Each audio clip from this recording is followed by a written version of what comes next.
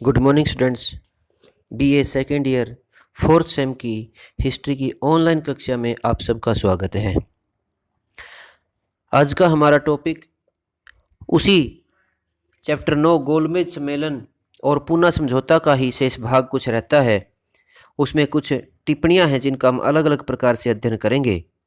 जैसे गोलमेज सम्मेलन चल रही थी तो उसी दौरान जैसे सभी नवज्ञ आंदोलन भी चल रहा था, जिसे जनवरी 1932 में दोबारा प्रारंभ किया गया। अपने प्रारंभिक चरण में तो ये बहुत तेज रहा, परंतु धीरे धीरे उसकी शक्ति कम होने लगी। इसी बीच 17 नवंबर से 24 दिसंबर 1932 तक एक तीसरा गोलमेज सम्मेलन हुआ और इस निर्णय के परिणाम स्वरूप उत्पन्न परिस्थितियों में मार्च 1933 में सरकार ने एक श्वेत पत्र प्रकाशित किया, जिसमें भारत की भावी संवैधानिक व्यवस्था की रूपरेखा पर प्रकाश डाला गया। यह एक ठोस योजना के रूप में था, जिसका अंग्रेजी पार्लियामेंट के दोनों सदनों को एक संयुक्त प्रवर समिति ने परीक्षण किया और कुछ संशोधनों के साथ इसे अपनी मंजूरी प्रदान कर दी, तथा जो साइमन कमीशन की रिपोर्ट और मैकडोनाल्ड अवार्ड पर आधारित था। इसमें भारत की संघीय व्यवस्था, केंद्र में उत्तरदायी शासन, प्रांतीय स्वायत्ता, वैधानिक एवं वित्तीय संरक्षण तथा वायसराय एवं प्रांतीय गवर्नरों के दायित्वों की रूपरेखा निर्धारित की गई थी। श्वेत पत्र में देशी रियासतों के सहयोग से अखिल भारतीय संघ तथा केंद्र में प्रतिबिंबित उत्तरदायी शासन व्यवस्था का प्रस्ताव था।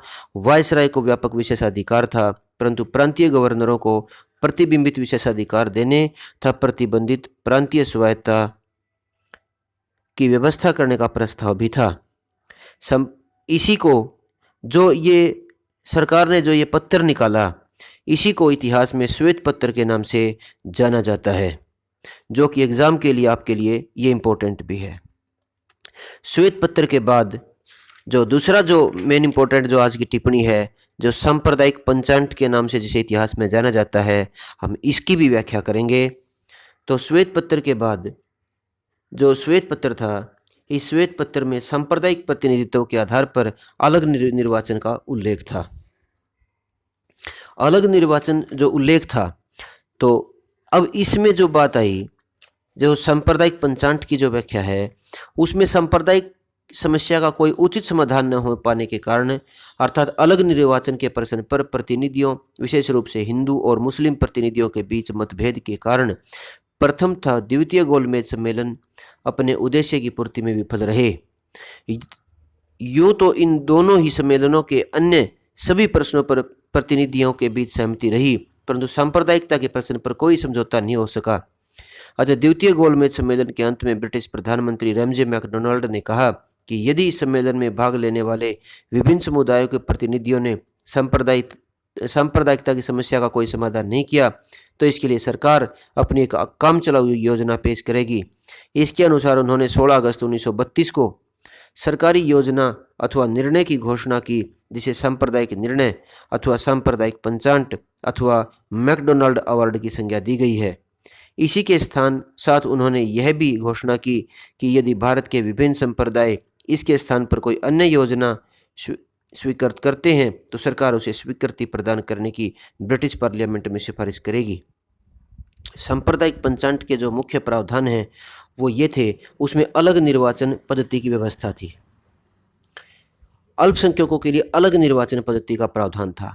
बंगाल और पंजाब में मुसलमानों का बहुमत रहते हुए भी उनके लिए पहले की तरह अलग निर्वाचन पद्धति कायम रखी गई।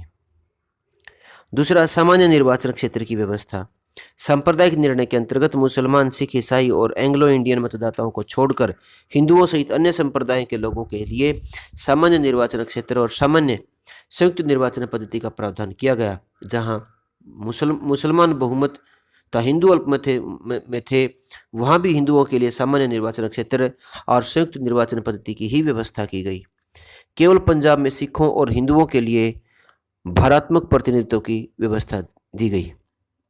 दलित वर्ग के लिए अलग निर्वाचन पद्धति, महिलाओं के लिए स्थान सुरक्षित, सीटों का अनुचित विभाजन किया गया, विशेष हितों का प्रतिनिधित्व दिया गया, जैसे वाणिज्य, उद्योग, आयात, श्रम और चाय संघों के विशेष प्रतिनिधियों का प्रावधान किया गया।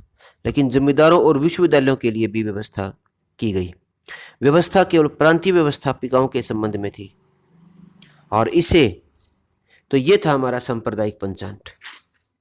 इसके बाद महात्मा गांधी जी का आमरण अनशन, जिसे पूना पैक्ट के नाम से भी जाना जाता है, ब्रिटिश, ये भी पूना पैक्ट भी एक इम्पोर्टेंट टिप्पणी के रूप में है, इसे भी ध्यान से करें।